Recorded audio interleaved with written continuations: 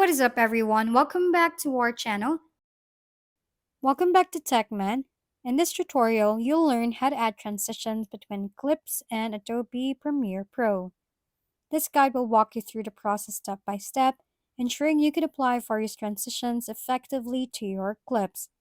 First, launch Adobe Premiere Pro and open the project you want to work on. Ensure that your timeline has multiple clips that you want to connect with transitions. Go to the window menu at the top of the screen and select Effects if the panel isn't already open. In the Effects panel, you will find a list of effects and transitions available in Premiere Pro. In the Effects panel, expand the Video Transitions folder.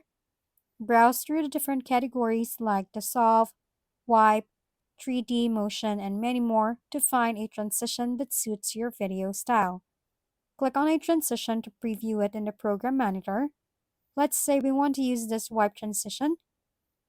To add this one, drag the selected transition onto the timeline between the two clips where you want the transition to occur. Now you know how to add and customize transitions between clips in Adobe Premiere Pro.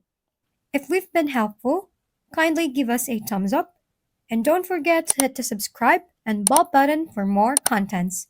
For any questions and suggestions, comment down below.